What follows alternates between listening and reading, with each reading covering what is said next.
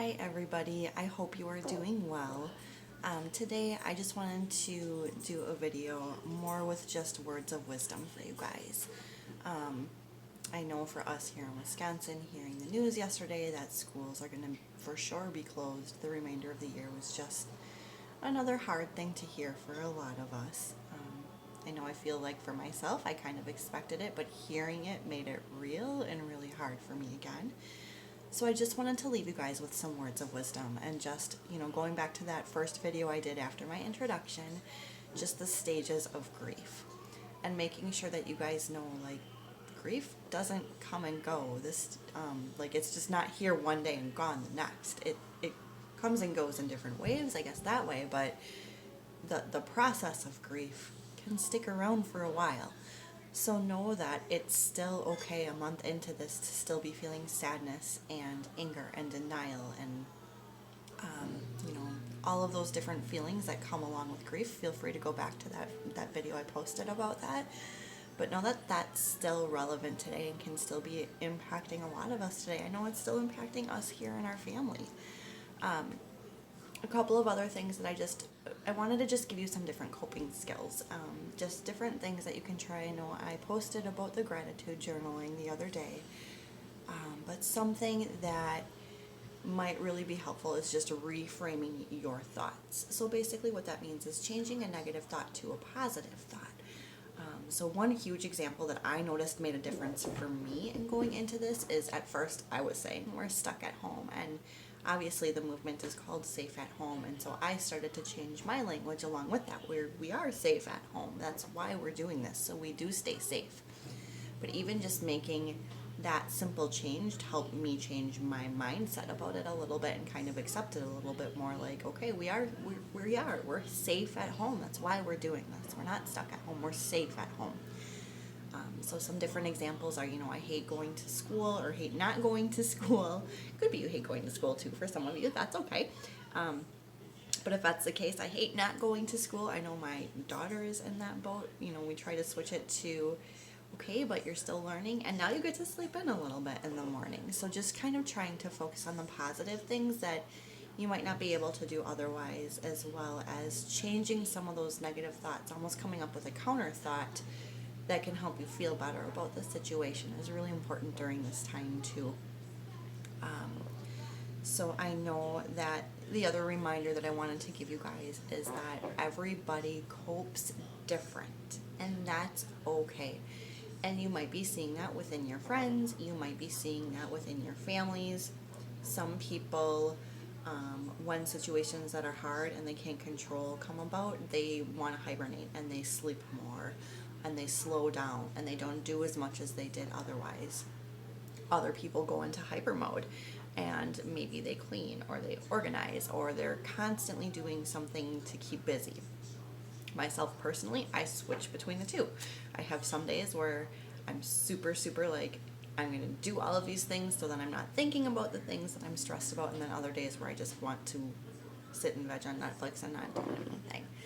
And know that those responses are normal and they're okay, and give yourself some grace when you're going through this, and give your family some grace and your friends some grace, because this is all so different for everybody and we're all just trying to do the best that we can.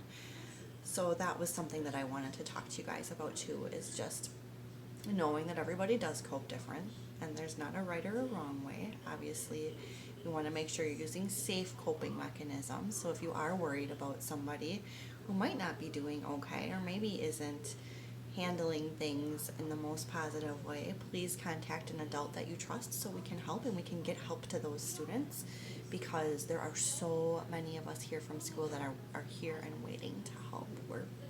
We miss you guys and we care about you. I just wanted to give you guys another couple of coping skills if you are feeling like you're just getting caught up in the anxiety or you can't change those thoughts, or like you're stuck in that thought pattern. These are things that I do with my daughter if she is especially struggling with something. She sometimes will get easily frustrated more often right now than other times, and it's hard for her to like back down from that. So we kind of completely turn a switch and we do something completely different, so we're not even focusing on the matter at hand. So I'm going to teach you two of those activities. They're really quick. The first one is the five senses activity.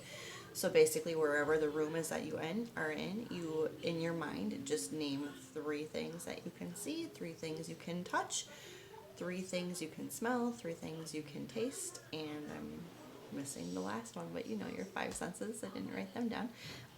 The other one is the rainbow activity, and that's another one that is very similar. I actually like this one better. I feel like it's easier to do in a lot of different rooms, but basically just going through the rainbow of colors, and just naming the different colors of everything that you see in the room. So naming in your mind everything in the room that's red, naming everything in the room that's orange, yellow, green, blue, purple.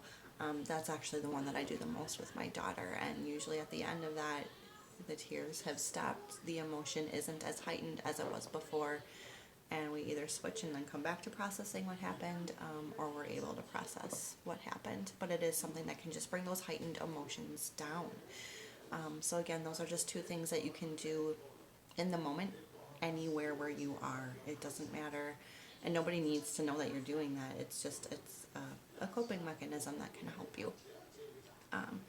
The other thing is, I feel like, and a lot of people that I've talked to, you know, they're putting a lot of pressure on themselves to do everything perfect now or to get everything done. And if you are struggling, reach out, let somebody know. If you're not able to get something done, tell a teacher, tell a parent. We're here to help you.